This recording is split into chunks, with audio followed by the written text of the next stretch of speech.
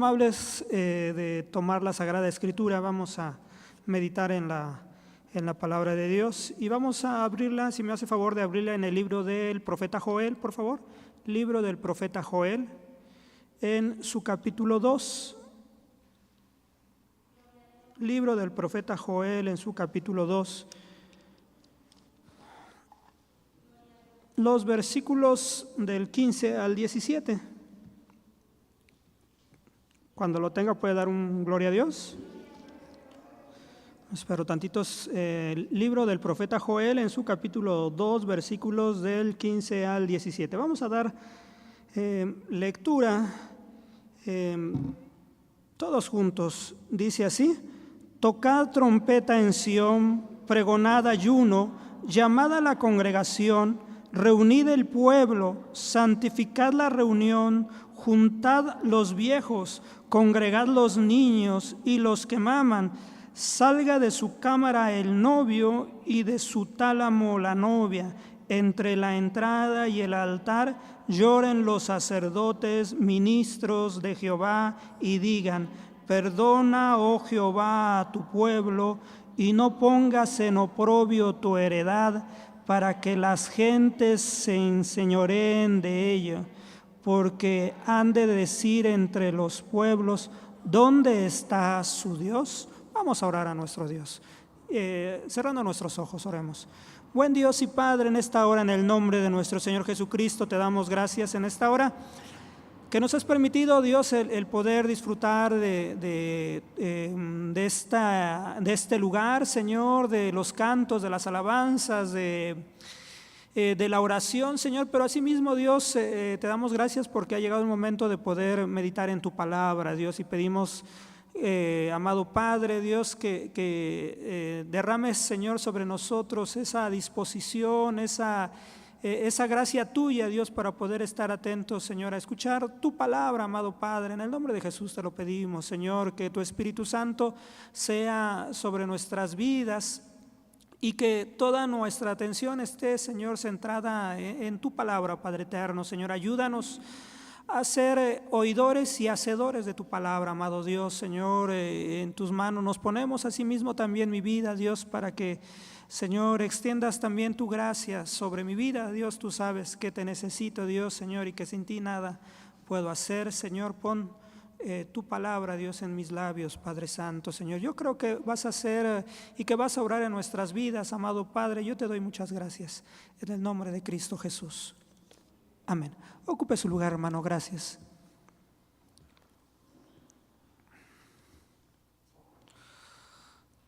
Usted ha utilizado la expresión: me urge hacer una llamada telefónica.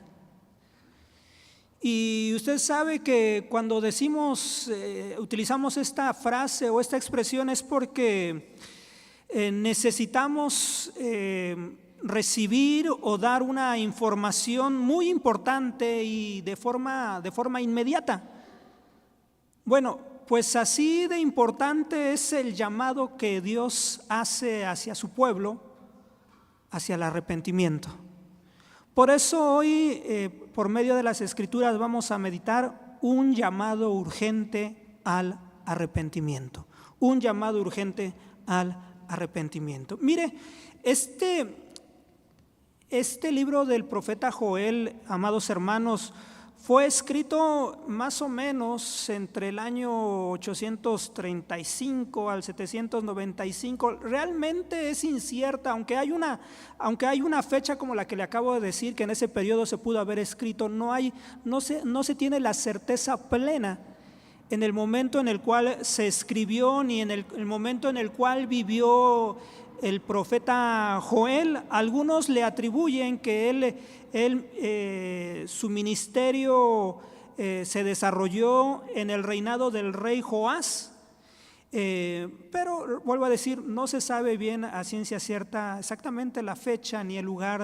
Simplemente se le conoce a él como Joel, hijo de Petuel, y no hay más información de este profeta que encontremos en el Antiguo Testamento. Sabemos que en el Nuevo Testamento se hace mención del profeta. Y es el mensaje que el profeta Joel tiene en este libro es un mensaje bastante interesante porque no está confinado en el tiempo. Es un mensaje que la iglesia lo ha podido utilizar como un mensaje de Dios en las diferentes épocas de la iglesia, ¿no? Es un mensaje vivo como lo es la palabra del Señor. Y por ello lo podemos aplicar hoy en día, o se pudo haber aplicado hace 100 años o hace 30 años, y se podrá aplicar más adelante. Y este libro tiene un lenguaje, fue escrito de una forma poética, y su lenguaje su lenguaje utiliza figuras muy, podemos decir, muy elegantes para poder describir acontecimientos muchas veces devastadores que estaban sucediendo en aquel lugar, en Judá. Se cree que es Judá. Y por lo cual nos va a hablar este libro sobre el juicio y sobre la misericordia de Dios. Y encontramos también en el libro de Joel, también encontramos de forma clara las referencias que hace hacia nuestro Señor Jesucristo, ¿no? Desde Joel 2:11 dice: porque grande es el día de Jehová y muy terrible, ¿quién podrá sufrirlo? Dice, y nosotros podemos decir, nadie puede estar delante de la presencia de nuestro Dios, porque nuestro Dios es santo, hermanos. Somos pecadores, pero hermanos, hay un Salvador. Delante de la presencia del Señor no podemos estar, pero gracias a Dios hay un Salvador, y nuestro Salvador es el que llevó el juicio, ¿no? Y la ira de Dios que nos correspondía a nosotros. Joel 2:32 dice: y será que cualquiera que invocare el nombre de Jehová será salvo, porque en el monte de Sión y de Jerusalén habrá salvación, como Jehová ha dicho, y de los que quedaren, a los cuales Jehová habrá llamado. Y Romanos 10:13 nos dice: porque todo aquel que invocare el nombre del Señor será salvo. ¿Y cómo predicarán aquel en el cual no han creído? Y nos empieza a mostrar que claramente es nuestro Señor Jesucristo, ¿no? Sobre el cual se está escribiendo de una forma clara. Dice, cuando hace mención, dice: y cualquiera que invocare el nombre de Jehová será salvo. Y usted sabe que el nombre de nuestro Señor Jesucristo en el Antiguo Testamento el nombre que se utiliza es Jehová, que es el Señor salva o Dios salva, y ese nombre corresponde a nuestro Señor Jesucristo. Nuestro Señor Jesucristo es nuestra salvación, ¿no es así, hermanos? Y bueno, una de las frases una de las frases que se utiliza en este libro de Joel es el día del Señor. Es el libro en el cual se utiliza más esta expresión, el día del Señor, y tiene que ver con un juicio que Dios va a ejercer sobre el pecado, sobre su pueblo también, pero también sobre el pecado en general, hermanos. Y muchas veces tiene que ver con catástrofes naturales y cósmicas al mismo tiempo, ¿no? El sol, la luna, terremotos, etcétera, etcétera. Y el libro del profeta Joel es el libro en el cual se hace mención creo que hay aproximadamente, no sé si 14 veces se hace mención de esta expresión en la Biblia, y 5 de ellas vienen en el libro del profeta Joel. Y entonces es una expresión bastante interesante porque nos habla de un juicio que iba a venir sobre el pecado, ¿no? Y de forma escatológica, tiene que ver con los últimos tiempos de la humanidad. Muchos lo sitúan al final de la gran tribulación, el día grande del Señor, ¿no? En el cual nuestro Señor Jesucristo, nosotros lo conocemos como la vuelta de Cristo, en el cual viene el Señor a ejercer juicio sobre la tierra, sobre las naciones gentiles o paganas, hermanos. Pero también encontramos a lo largo de este libro del profeta Joel, encontramos una historia que se va desarrollando, la cual, hermanos, tiene que ver bueno, tiene que ver con una gran sequía que se estaba viviendo en aquel lugar, una gran sequía, pero también una gran plaga que había llegado a aquel lugar, hermanos, una plaga de langostas, ¿no? Entonces, imagínense lo que se estaba viviendo en aquel tiempo, en aquella región, una gran sequía y una gran plaga de langostas.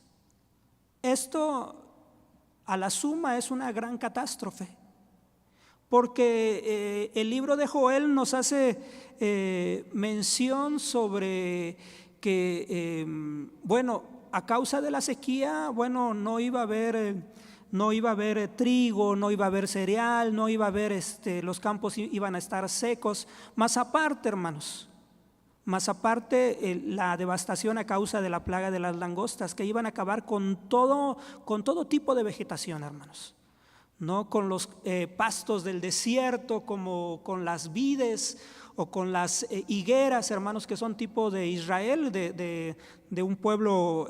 Hacía mención como que Israel es tipo de la vid o de la higuera.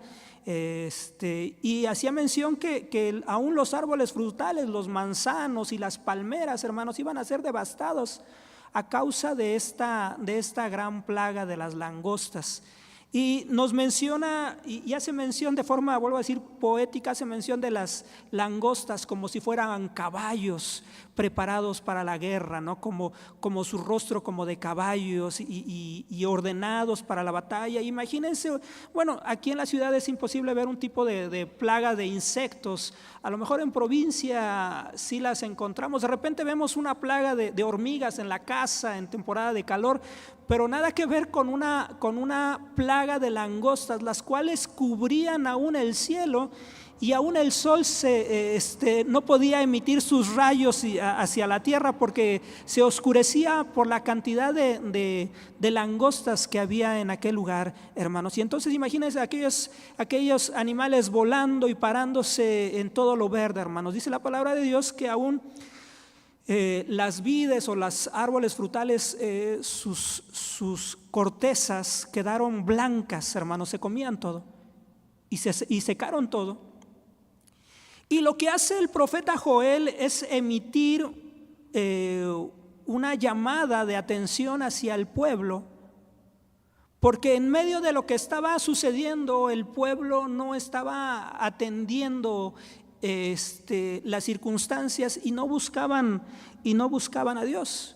Es interesante porque en el libro del profeta Joel no encontramos en sí una llamada de atención por parte de boca del profeta Joel hacia un pecado determinado de Israel.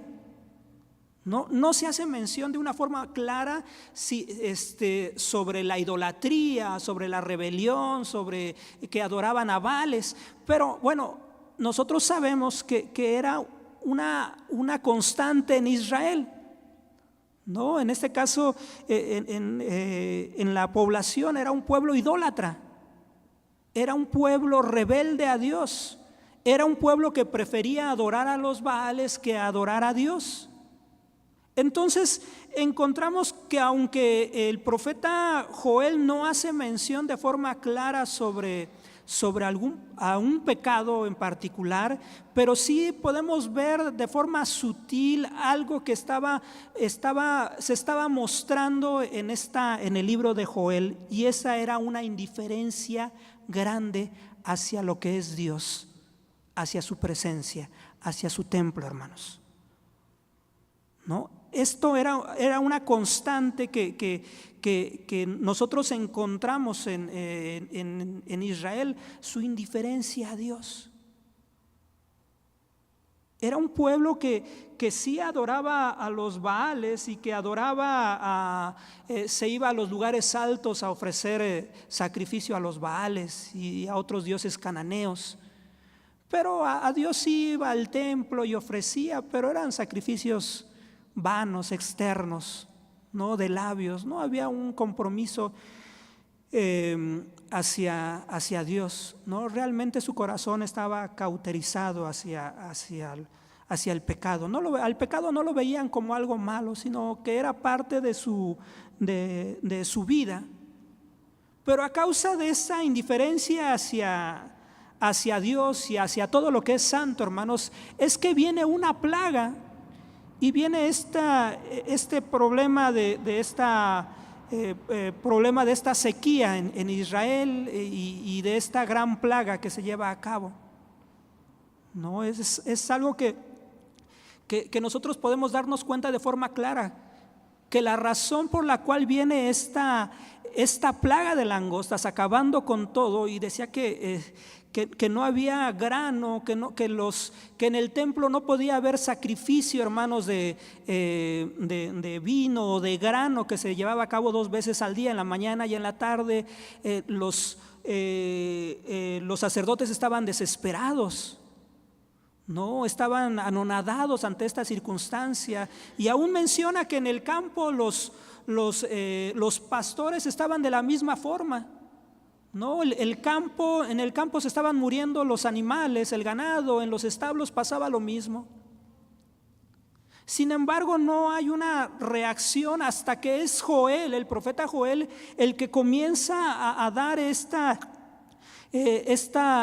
palabras que vienen de parte de Dios. Y es importante que nosotros podamos entender por qué esta plaga que llegó sobre Israel, esta plaga de langostas, era el antecedente de una plaga mayor, de un juicio mayor que iba a venir a Israel si Israel, en este caso Judá, si Judá no se arrepentía, que era cuando llegara Babilonia y los iba a llevar cautivos por 70 años, hermanos. Entonces es una profecía, las langostas vienen a ser una profecía de un juicio mayor que iba a venir a Israel a causa de su pecado. Entonces es para que nosotros podamos tratar de entender de una forma general el contexto en el cual se estaba viviendo. Encontramos al profeta Joel que empieza a dar palabra de Jehová que fue a Joel, hijo de Patuel. Encontramos eso, y encontramos entonces qué es lo que estaba sucediendo, que era una catástrofe lo que se estaba viviendo.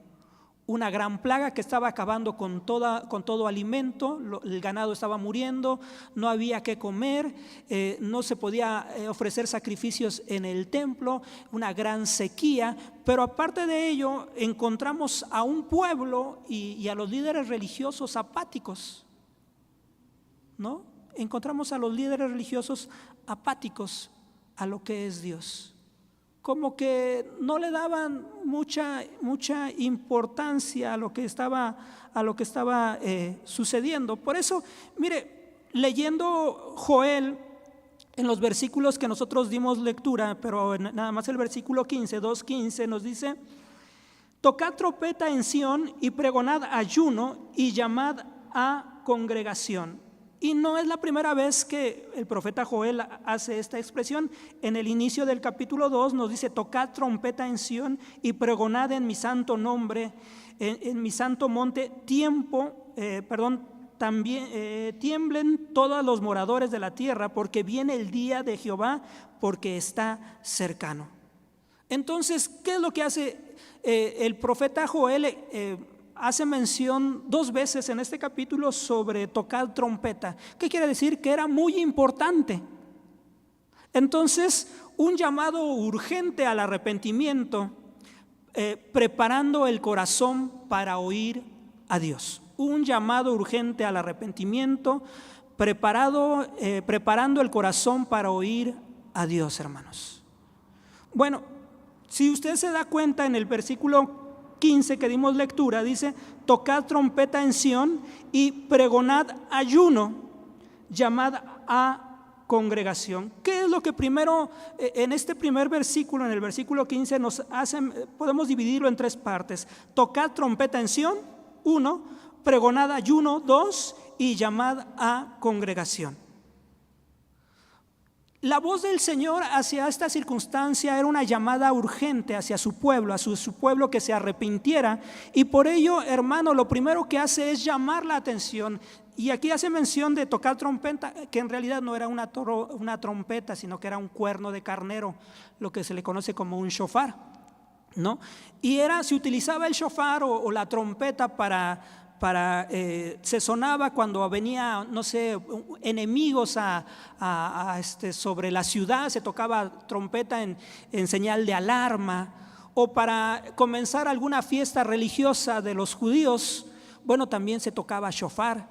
También encontramos en el libro del profeta Nehemías que se tocaba trompeta cuando estaban construyendo los muros de Jerusalén, para que el pueblo se reuniera en un solo lugar para poder enfrentar a sus enemigos. Entonces era un sonido de alerta y era un sonido de congregarse en determinado lugar. Entonces lo que nos está mostrando la palabra de Dios, hermanos, es que primeramente es que nosotros estemos atentos. En este caso nosotros como iglesia estemos atentos ¿a qué, hermano? A la voz de Dios. No que estemos atentos, porque si estamos atentos a ese sonido espantoso de la alarma sísmica, ¿no? que es intenso. Pero nosotros, la iglesia, no debe de estar atento, sus oídos no deben de estar atentos a este tipo de alarmas. Bueno, en el sentido que nuestra fe y nuestra confianza, ¿en quién está puesta? ¿No? Entonces nosotros debemos estar atentos ¿a quién, hermano? Al Señor. ¿Y cómo podemos estar atentos al Señor? Bueno, por medio de su palabra, ¿no? Entonces la llamada de urgente de Dios para el arrepentimiento es: debemos preparar nuestro corazón, debemos oír lo que Dios quiere para nosotros. Y por eso, hermanos, el siguiente punto en este versículo dice: tocad trompeta en Sión y pregonad ayuno, hermano. Esto es importante, hermano, porque nos va a hacer mención, y hace mención del ayuno en el versículo 1:14, en el 2:12 y en 2:15 hace mención sobre el ayuno. Está haciendo mención de la importancia en este momento de crisis que estaba viviendo. Bueno, el profeta Joel anuncia al pueblo que era importante el ayuno, y usted sabe que el ayuno es un periodo en el cual el creyente se abstiene de ingerir alimento y se acerca a Dios con humildad y con dolor por haber pecado. Porque si nos vamos a acercar delante del Señor, debemos de venir ¿qué? En humildad. Y no podemos presentarnos a Dios como si nosotros fuéramos unas personas totalmente santas, 100%. Entonces, lo que hace el ayuno es hacernos más sensibles a la voz de Dios. ¿En qué sentido? Bueno, porque cuando nosotros ayunamos, todo nuestro cuerpo sabe que hemos dedicado un tiempo para buscar a Dios, ¿no es así? Nuestro sistema digestivo empieza a mostrarse que nos hace falta alimento, nuestra cabeza, todo nuestro ser empieza a saber que hemos dejado de comer alimento, de alimentarnos, para dedicar un tiempo en una búsqueda ¿de quién, hermano? De Dios. Porque el ayuno no nada más tiene que ver con abstenerse de los alimentos, sino tiene que ver con la lectura de la palabra de Dios y con la oración, hermanos.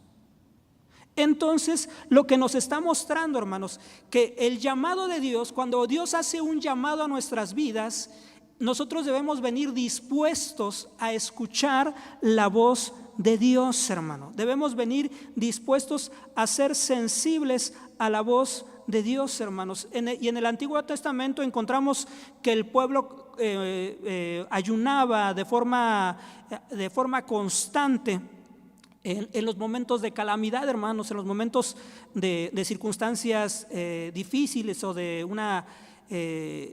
un problema complejo, hermanos.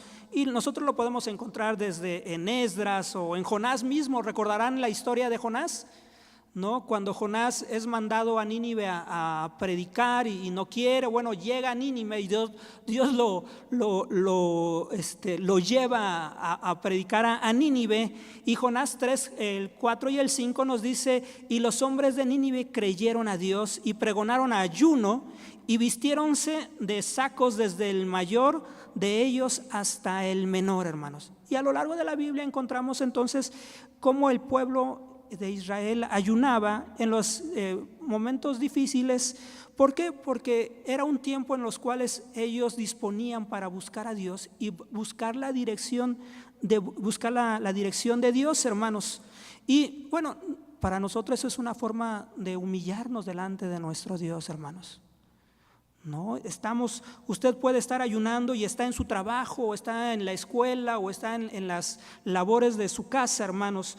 Y usted sabe, vuelvo a decir, porque nuestro cuerpo se da cuenta, no ignora lo que nosotros hemos dispuesto y se opone a lo espiritual, porque esta carne se opone a lo espiritual. Pero lo que estamos diciendo es que esta carne no puede gobernar mi relación que yo tengo con Dios, no va a opacar y no va a mermar mi relación que tengo con Dios. Sino cuando nosotros ayunamos, hermanos, entonces están nuestros sentidos espirituales abiertos y dispuestos a la voz de Dios. Y alguien puede decir, bueno, hermano, yo puedo ayunar cuando estoy trabajando. Y pues sí, usted puede, en la escuela o bajo cualquier circunstancia usted puede ayunar. No, por supuesto que también orar. No es necesario postrarse, podemos estar orando de forma mental en algún momento en el transcurso de nuestro día. Entonces, lo que hace entonces el profeta Joel en este capítulo 15 es que dice, tocad trompeta en Sión, o sea, estén alertas porque Dios va a hablar, reúnanse, y el lugar de reunión del pueblo para cuando se llevaban a cabo las fiestas era el templo, hermanos. No, era el templo. Nosotros sabemos que Dios nos habla en su casa. ¿No? Que la voz de Dios la podemos escuchar en su casa, y eso es lo que hacía mención: tocad trompeta en Sión, pregonad ayuna y llamad a congregación.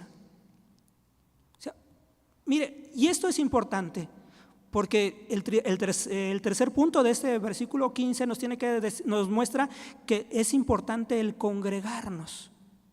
Y usted y yo nos congregamos. Yo creo que ese es el sentir de cada uno de los que estamos aquí. Venimos a la casa de Dios para escuchar su voz, para alabarle, para glorificarle, para exaltarle, hermanos. ¿No? Esa es la finalidad que debe de haber en la iglesia. Pero muchas veces usted sabe que a veces no es así en todo el creyente o en todo el que asiste. Muchas veces vienen y toman a la iglesia o el templo, en este caso el templo, como un lugar de reunión, en un lugar donde voy a ver a determinada persona o a mis amigos o a gente que estimo, y se puede hacer, es válido. Pero el propósito real en el cual usted y yo nos congregamos en este lugar es para alabar a nuestro Dios, hermanos. Ese es el propósito, ¿no? ¿Y cuál debe de ser entonces el propósito también de que nosotros debemos venir a la casa de Dios sabiendo que Dios va a hablar a nuestras vidas? Que nuestro corazón debe de estar en la expectativa de que Dios va a hablar a nuestras vidas en su casa, ¿no? Que Dios se va a mostrar, que Dios va a hablar a nuestra necesidad, o aún va a confrontar nuestra vida o el pecado que muchas veces se está practicando, ¿no? En nuestra necesidad, en la enfermedad, en la tribulación, debemos de venir con la expectativa que Dios va a hablarnos. Pero si venimos por el simple hecho de que, bueno, porque es una rutina, porque tengo que ir a la casa del Señor, nos estamos equivocando. Estamos cerrando el blanco, hermanos.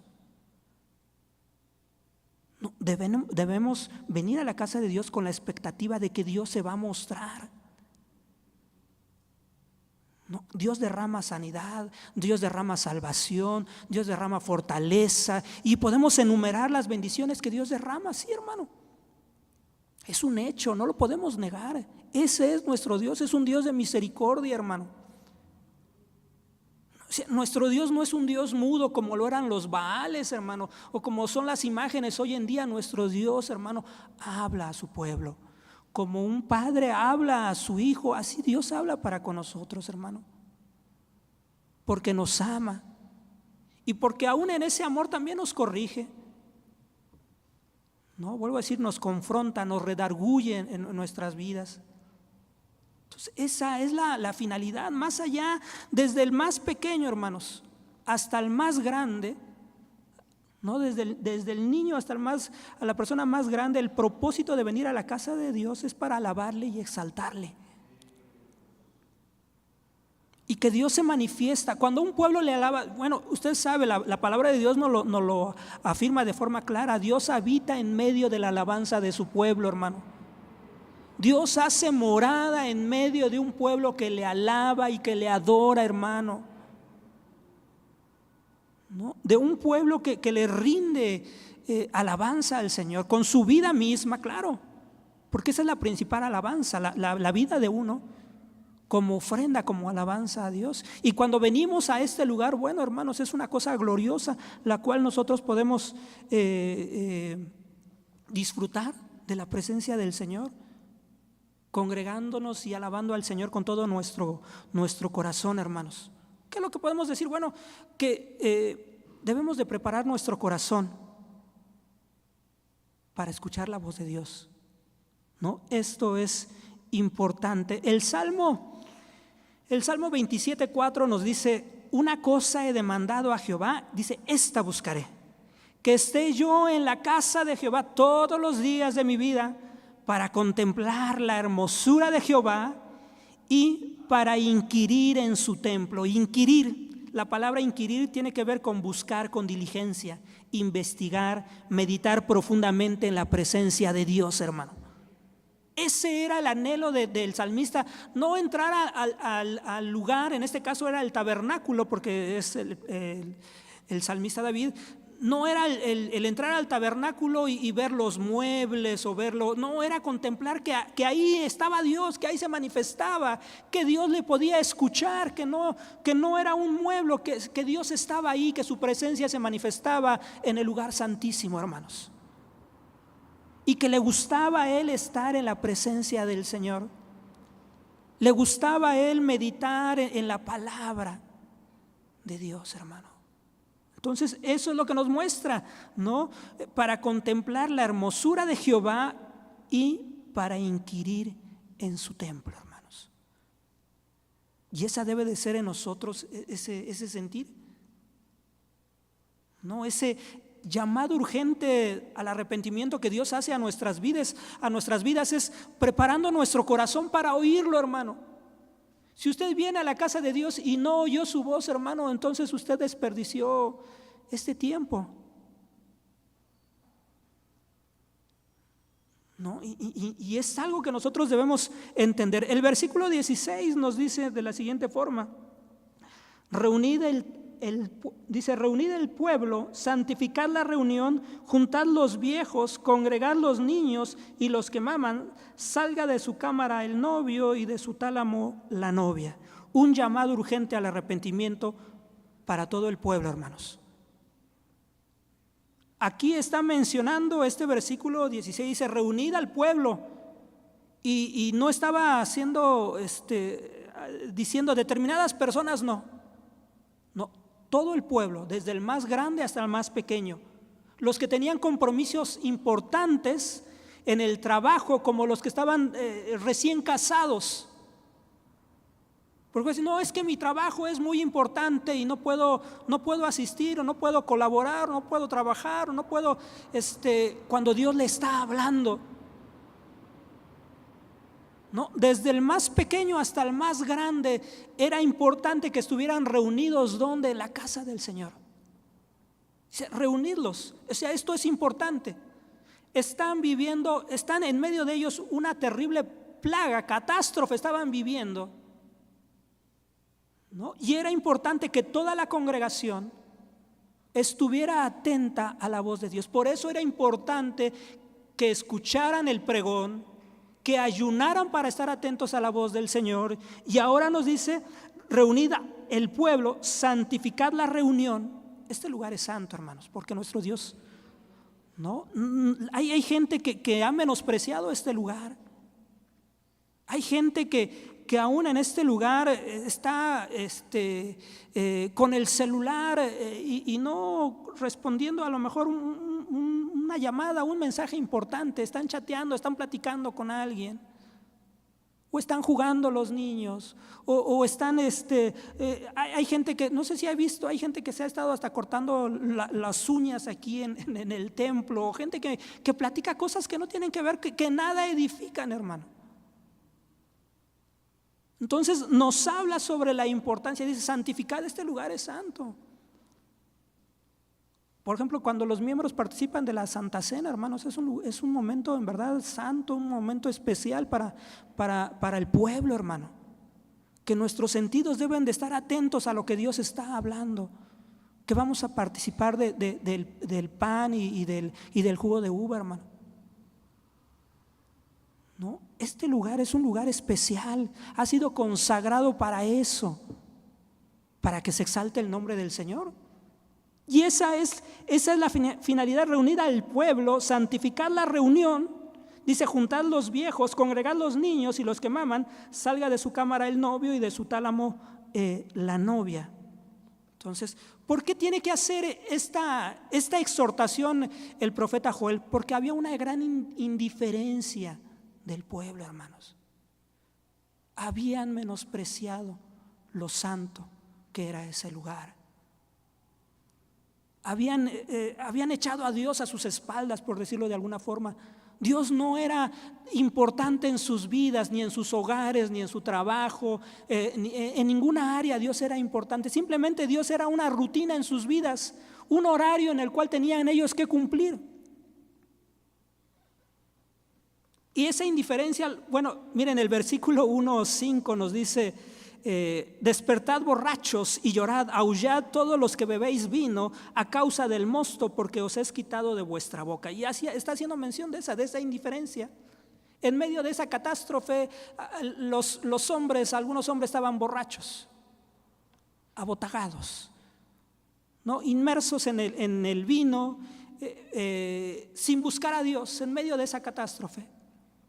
Dice, aullad porque se acabó el vino, ¿no? La vid, las uvas. O sea, pero había esa indiferencia de parte del pueblo, ¿no? Sus sentidos, vuelvo a decir, estaban abotagados. No entendían o no querían entender. El pecado los había hecho llegar a estas circunstancias. Abotagado quiere decir ausencia temporal de la reacción a los estímulos normales, ¿no? El alcohol les hacía olvidarse del hambre, o les hacía olvidarse de la tragedia, o de que Dios era santo, o del pecado que estaban cometiendo. Entonces sus sentidos estaban así abotagados, ¿no? Bebían vino, estaban totalmente emborrachados y no sabían o no querían entender, el alcohol los hacía olvidarse de las circunstancias que estaban viviendo, hermanos. Y esto es triste, porque cuando la gente viene a la iglesia y viene con esa sensación de que muchas veces, hermano, a causa muchas veces hasta de la prosperidad del negocio o de su vida, hermanos, la gente no le interesa a Dios. No, porque realmente si nos interesara como iglesia a Dios, estuviéramos postrados a sus pies, hermano. Y eso no tiene que ver con ser religioso o medio zafado de la cabeza, hermano. No, la iglesia que conoce a Dios es una iglesia que está de forma constante delante de la presencia de Dios, postrado, adorándole, ¿no? Y entonces lo que nosotros encontramos que muchas veces la paz y la prosperidad, hermanos, lo confundimos con la bendición de Dios, y muchas veces viene a ser tropiezo para la gente. Porque bueno, ¿para qué necesito a Dios si tengo dinero, si soy próspero en lo que yo hago? O sea, yo no necesito a Dios. ¿Dios para qué? ¿Salvarme de qué? Puede decir la gente, ¿no? Y lo vemos muchas veces en gente que puede venir a la casa del Señor y que no les interesan las cosas de Dios.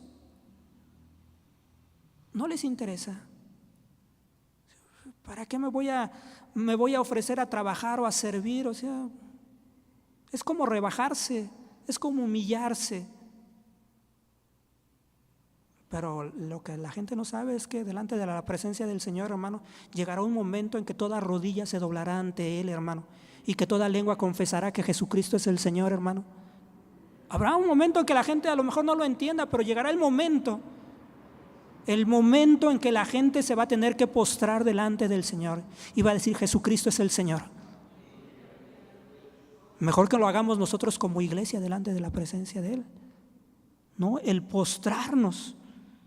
Y eso es lo que, mire,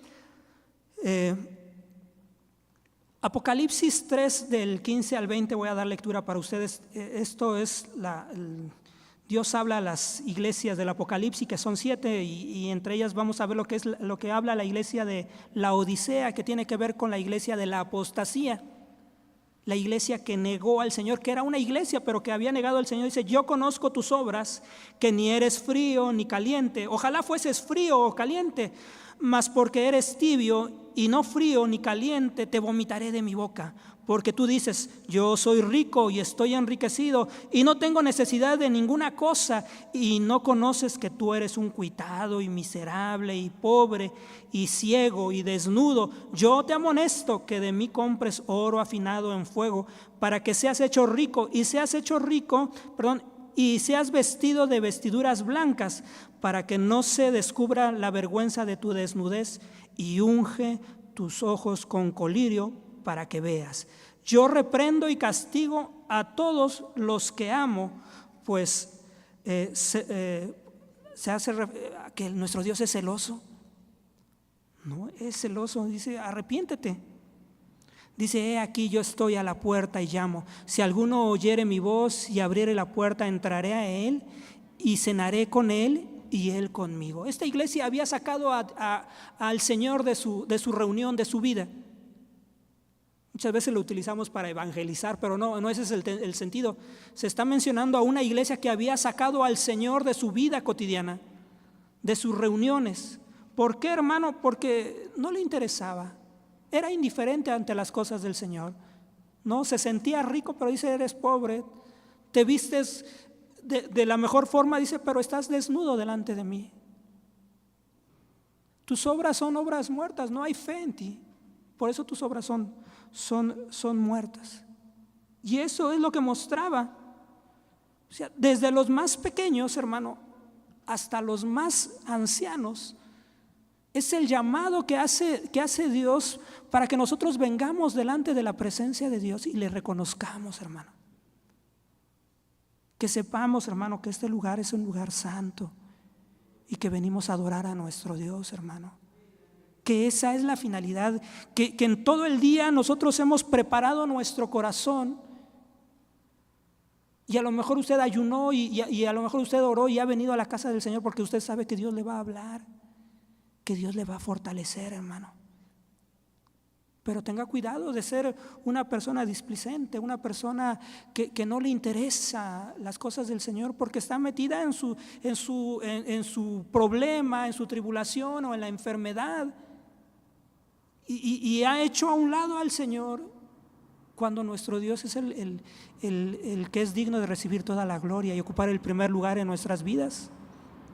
Cuando leemos Joel en su versículo 17, dice: entre la entrada y el altar lloren los sacerdotes y ministros de Jehová y digan: perdona, oh Jehová, a tu pueblo, y no pongas en oprobio tu heredad, para que las gentes se enseñoreen de ella, porque han de decir entre los pueblos: ¿dónde está su Dios? Dice: un llamado urgente al arrepentimiento, humillándose delante del Señor.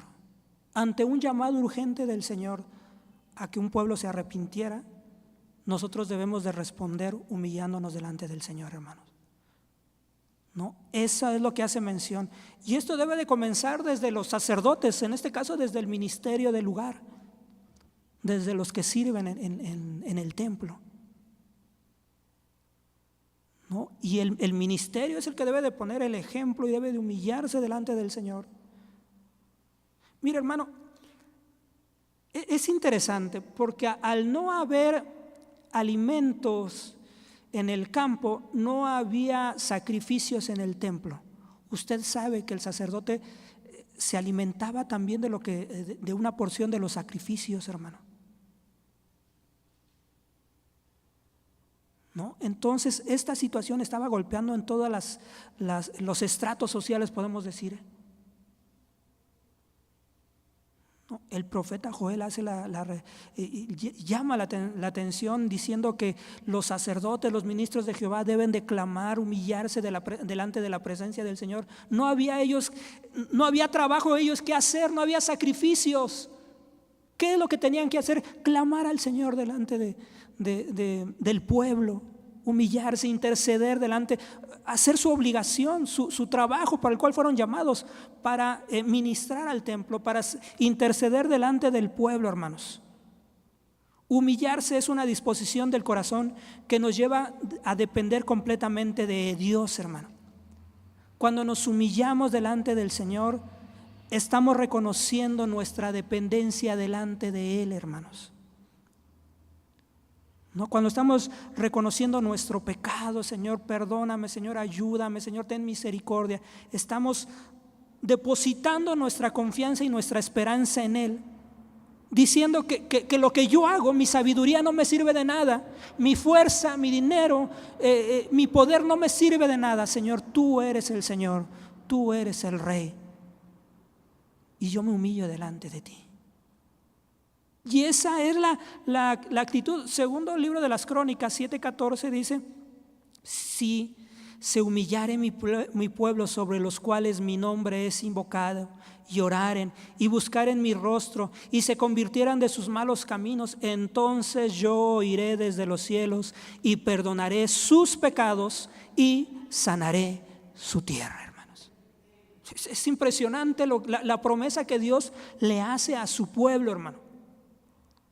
Al pueblo de Israel le dice: si se humillare mi pueblo, sobre el cual mi nombre es invocado. O sea, ellos conocían quién era Dios, habían sido enseñados, no los gentiles, ellos, Israel. Dice: sobre los cuales mi nombre es invocado, y oraren y buscaren mi rostro, y se convirtieran de sus malos caminos, entonces yo iré desde los cielos y perdonaré sus pecados y sanaré su tierra. Hermano, qué glorioso, hermano. Nuestro Dios es misericordioso, nuestro Dios es perdonador, hermano. ¿No? Ahora nosotros lo entendemos en la persona de nuestro Señor Jesucristo, que nosotros, estando muertos en pecado, Cristo murió por nosotros, hermanos. ¿No? Santiago 4:8 nos dice: allegaos a Dios y Él se allegará a vosotros. Pecadores, limpiad las manos, y vosotros de doblado ánimo, purificad los corazones. O sea, eso es lo que nosotros debemos hacer. La gente no puede decir: es que yo no necesito a Dios, es que yo estoy bien, es que yo me congrego. Hermano, usted es un pecador. Usted necesita al Señor diario en su vida. Usted necesita reconocerse delante del Señor, hermano. ¿No es así? ¿O me equivoco, hermano?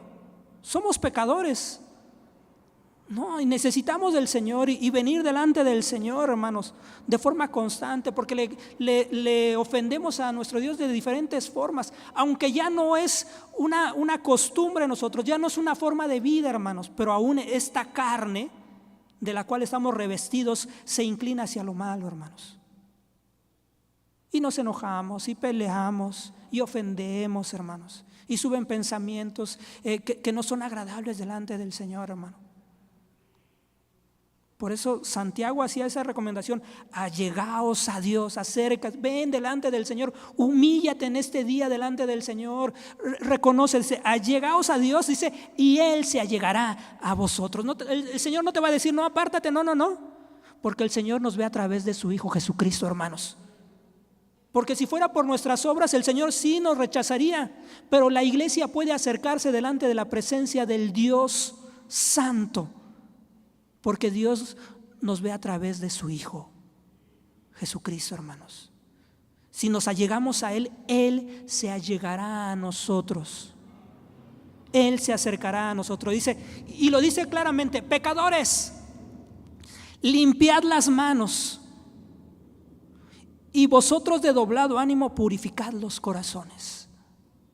Todos necesitamos del Señor, hermano. delante del Dios que es 3 veces santo, hermanos, ¿quién podrá presentarse y levantar las manos y decir, no, yo no soy inocente, Señor, yo me porté bien todo durante este día, hermano? Nadie.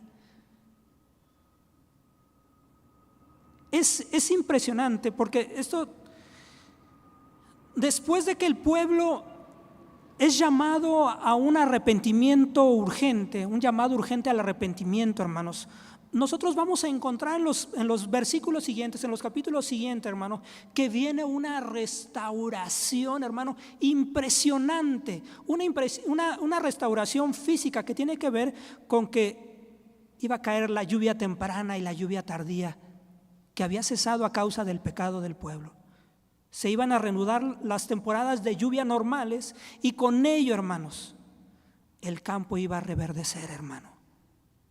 Y con él el grano, las semillas, el trigo, hermanos, los árboles frutales, los animales tendrían que comer, hermanos. Habría sacrificio en el templo, hermanos. Usted va a encontrar en los versículos siguientes, ¿no?, una restauración del campo, de la lluvia que iba a ser, que iba a caer, no la lluvia temprana, la lluvia tardía, la lluvia de otoño y la lluvia de primavera, hermanos. Iba a caer. Y con ello iba a traer bendición. Iban a ser saciados el pueblo. Pero ¿qué sucedió antes? Que el pueblo tuvo que humillarse y reconocer quién era Dios y reconocer su pecado. Pero no nada más viene eso, viene también, hermanos, una restauración espiritual, hermanos. Y derramaré de mi espíritu sobre toda carne, hermanos. ¿No? El derramamiento del Espíritu Santo sobre su pueblo, hermanos. Y nosotros lo encontramos en Hechos 2, que el Espíritu de Dios es derramado y con ello la obra del Espíritu Santo en el creyente, el sello del Espíritu Santo sobre el creyente, hermanos, el derramar de dones sobre el creyente, el nacimiento de la iglesia en Hechos 2, hermano, con el derramamiento del Espíritu Santo, ¿no? Dios morando en nuestros corazones, ¿no? Una restauración espiritual, la nueva criatura. Usted, sí, hermano, obra del Espíritu Santo por la palabra en nosotros. Creímos a la palabra, hermanos, y nacimos de nuevo. De eso está hablando, de esa renovación espiritual, como también está hablando de una restauración de la nación judía, ¿no?, que tiene que ver con el milenio y en los últimos tiempos. Pero esas promesas de estos 3 tipos de restauraciones, la física, la espiritual y la de la nación, estas promesas son vertidas después de un arrepentimiento del pueblo ante la indolencia, ante la pereza, ante la indiferencia del pueblo hacia lo que es Dios. Hermano, hagamos rápidamente, antes de irnos, 3 aplicaciones prácticas para nuestra vida, hermanos. Cuando vengamos a la casa del Señor, preparando nuestro corazón para oír a Dios. Cuando vengamos al templo, preparemos nuestro corazón para escuchar la voz de Dios. Vengamos con la expectativa de que Dios nos va a hablar, hermanos. Y que vengamos con diligencia a la casa del Señor. 2, para todo el pueblo. Como una congregación, hermanos, debemos de venir desde los más pequeños hasta los más grandes y enseñarle a los de los más pequeños y a los adolescentes y a los jóvenes también. Y a lo mejor alguno que está sentado delante o junto a usted, decirle que este lugar es santo y que Dios mora en este lugar y que debemos venir delante del Señor porque el Señor conoce nuestras obras y que el Señor no nos vea como vio a la iglesia de la Odisea, como una iglesia tibia. Y el 3, hermano, reconociendo nuestro pecado, humillándonos delante del Señor. Alleguémonos a Él, Señor, al Señor. Él se va a llegar a nosotros, hermanos, ¿no? Así que, hermano, hoy en esta noche hemos visto sobre un llamado urgente al arrepentimiento. Y es necesario. ¿Quiere usted la bendición del Señor? Y no porque las esté uno vendiendo y le diga venga, reciba, no, porque es necesario que nosotros vengamos delante del Señor en arrepentimiento y fe. Y el Señor nos va a bendecir. El Señor va a llenar nuestros lagares.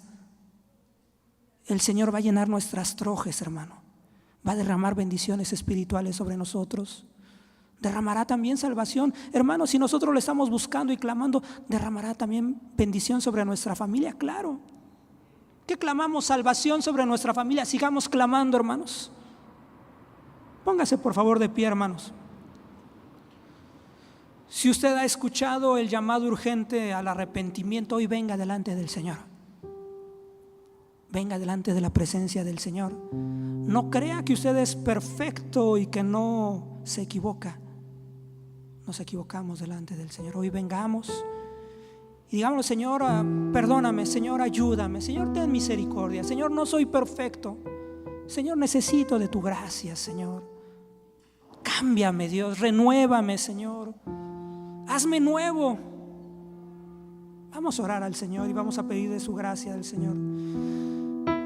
Buen Dios y Padre, en esta hora, en el nombre de nuestro Señor Jesucristo, delante de ti estamos, Señor, dándote las gracias, Señor, porque nos has permitido, Dios, estar en tu casa, porque has tocado nuestro corazón, Señor, y nos animaste, Dios, a venir a tu casa, Dios, para buscarte, Dios, para meditar en tu palabra, Dios, Señor, para meditar, Señor, nuestros caminos, Señor, porque es importante que nosotros podamos reconocernos delante de ti, Señor, que no somos perfectos, que nos equivocamos, Señor, que erramos, que pecamos, Padre eterno, Señor, y venimos delante de ti pidiéndote perdón, Señor. Nos humillamos delante de ti, Señor, y pedimos de tu gracia sobre nuestras vidas, Señor, porque no hemos hecho caso, Dios, a tu voz, porque tú has hablado una y otra vez de forma constante sobre nosotros y a nuestras vidas, Señor, y no hemos hecho caso. Hemos sido indiferentes muchas veces a tu voz, Padre eterno, Señor, cuando nos has confrontado y cuando has,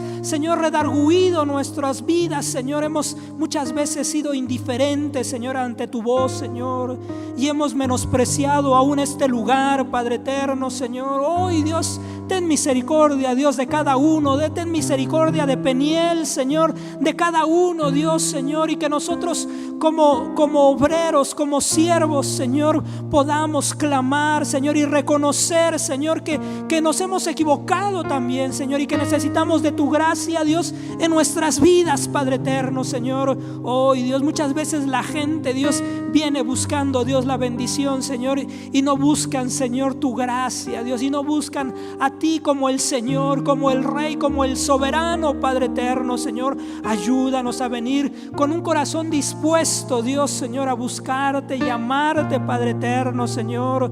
Confronta, Dios, nuestras vidas. Habla de forma clara, Dios, a nosotros. Muchas veces, Señor, la gente está pasando, Dios, Señor, situaciones difíciles, Dios, Señor, no una plaga, a lo mejor como langosta, Señor, pero situaciones difíciles, Señor, y hemos, Señor, cerrado nuestros oídos, Señor, a tu voz, Señor, el cual nos estás hablando, Dios, para que nos volvamos a ti con todo nuestro corazón, Señor. Oh Dios, Señor, problemas, tribulaciones, Señor, aún, Señor, enfermedades, Padre eterno, Señor, muchas veces lo tomas, lo utilizas, Señor, para hablar a nuestras vidas, Padre eterno, Señor, para que volteemos nuestro rostro a ti, Dios, Señor. Te pedimos, Señor, que nos ayudes, Dios, Señor, que nos ayudes, que nos permitas, Señor, vivir, Señor, en tu bendición, Señor, bajo tu amparo, Dios, Señor, bajo tu presencia, amado Dios, Señor, que tu gracia, Dios, sea manifiesta, Dios, sobre nosotros y en nuestros corazones, Señor. Gracias, Señor, porque fuiste tú, Dios, quien pagó el precio, Señor, por nosotros, Dios, Señor, y pasamos, Señor, del juicio, de la ira tuya, Dios, Señor, Señor, a vivir bajo tu gracia, bajo tu misericordia. Gracias, Dios. Ayúdanos, Señor, a ser ejemplo, Dios, a nuestras familias, a nuestros hijos, Señor. Ayúdanos a ser ejemplo, Dios, a nuestros hermanos en la iglesia, Dios, Señor. Ayúdanos y sé propicio, Dios, Señor. En tus manos, Señor, nos depositamos. Creemos que así lo vas a hacer, Señor, que tu gracia, Dios, va a seguir siendo manifiesta sobre nosotros. Te damos gracias en el nombre de Cristo Jesús, Señor. Hemos de salir, amado Padre. Llévanos con bendición, Señor, aquellos que van distantes como aquellos que quedan cercanos, Padre eterno, Señor, que mientras distantes unos de los otros, que la gracia de Cristo, el amor tuyo y la participación y comunión con tu Santo y Divino Espíritu sea en cada uno desde ahora y para siempre. Amén. Dios les bendiga, hermanos. Hay libertad para seguir orando, para salir, para despedirse. Dios les bendiga. Nos vemos primeramente el día de mañana, jueves. Recuerde que mañana